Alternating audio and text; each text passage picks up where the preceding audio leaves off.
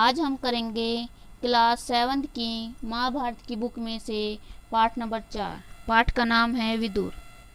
पाठ पढ़ना शुरू करते हैं। विचित्र वीर्य की रानी अंबालिका की दासी की कोख से धर्मदेव का जन्म हुआ। विचित्र वीर्य की रानी का क्या नाम था? अंबालिका। अंबालिका की दासी से किसका जन्म हुआ? धर्मदेव का। वह ही आगे चलकर विदुर के नाम से प्रख्यात हुआ। धर्मदेव का दूसरा नाम क्या था? विदुर। धर्मदेव अर्थात विदुर। धर्मशास्त्र तथा राजनीति में उनका ज्ञान अथाह था। वह बड़े ही निष्पक्ष थे, मतलब इच्छा रहित थे। क्रोध उन्हें छू तक नहीं गया था। युवावस्था में ही पितामह भीष्म ने उनके विवेक तथा ज्ञान से प्रभावित होकर उन्हें राजा धृतराष्ट्र का प्रधानमंत्री नियुक्त कर दिया। भीष्म पितामह ने किसको प्रधानमंत्री नियुक्त किया? विदुर को। जिस समय धृतराष्ट्र ने दुर्योधन को जुआ खेलने की अनुमति दी, विदुर ने धृतराष्ट्र से बहुत आग्रह पूर्वक निवेदन किया, राजन, आपका यह काम मुझे ठीक नहीं जचता। इस खेल के कारण आपके बेटों में आपस में वैर भाव बढ़ेगा। इसको रोक दीजिए। कौन बोल रहा है? विदुर। किसको बोल रहा है? धृतराष्ट्र को बोल रहा है। धृतराष्ट्र विदुर की बात से प्रभावित हुए और अपने बेटे दुर्योधन को अकेले में बुलाकर उसे इस कुंचाल मतलब दुराचार से रोकने का प्रयत्न किया। बड़े प्रेम के साथ वह बोले, गंधारी के लाल मतलब दुर्योधन। दुर्योधन की माँ का नाम क्या है? गंधारी। गंधारी के लाल, विदुर बड़ा बुद्धिमान है और हमेशा हमारा भला चाहता है। उसका काम मानने में ही हमारी भलाई है। वत्स बेटा, जुआ खेलने का विचार छोड़ दो। विदुर कहता है कि उससे विरोध बहुत बढ़ेगा और वह राज्य के नाश का कारण हो जाएगा। छोड़ दो इस विचार को। कौन कह रहा है? धृतराष्ट्र। किसको कह रहा है? दुर्योधन को। क्या करने के लिए? कि जुआ ना खेलें। दुर्योधन फिर इस बात को मानता नहीं है।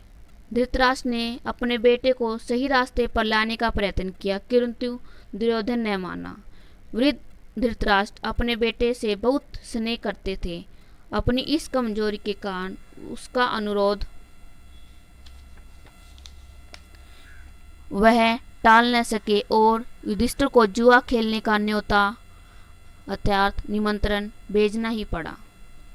धृतराष्ट्र पर बस न चला तो विदुर युधिष्ठिर के पास गए। मतलब विदुर किसके पास गए? अब युधिष्ठिर के पास, क्योंकि धृतराष्ट्र ने तो उसके बेटे दुर्योधन ने तो उसकी बात मानी नहीं।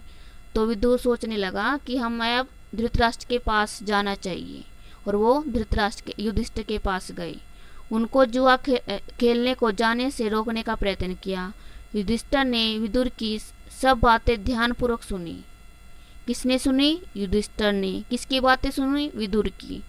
और बड़े आदर के साथ बोले, चाचा जी, मैं यह सब मानता हूँ, पर जब काका धृतराष्ट्र बुलाएंगे तो मैं कैसे इनकार करूँ?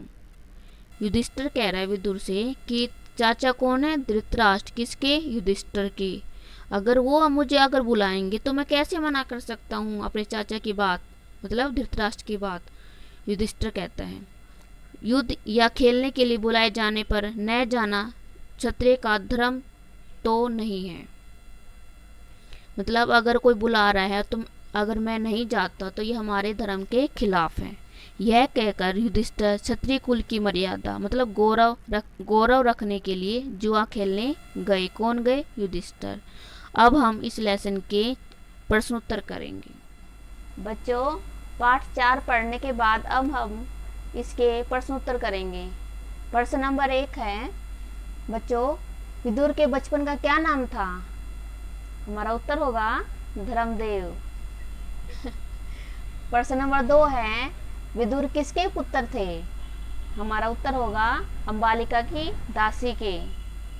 प्रश्न नंबर 3 है, विदुर को धृतराष्ट्र का प्रधानमंत्री किसने बनाया? हमारा उत्तर होगा भीष्म पितामह ने। प्रश्न नंबर 4 है, गंधारी किसकी माँ थी? हमारा उत्तर होगा दुर्योधन की। प्रश्न नंबर 5 है, दुर्योधन को जुआ खेलने की अनुमति देने से किसने रोका? हमारा उत्तर होगा विदुर ने। प्रश्न नंबर 6 है, धृतराष्ट्र ने युधिष्ठिर को क्या खेलने के लिए बुलाया? हमारा उत्तर होगा जुआ खेलने के लिए। Thank you student.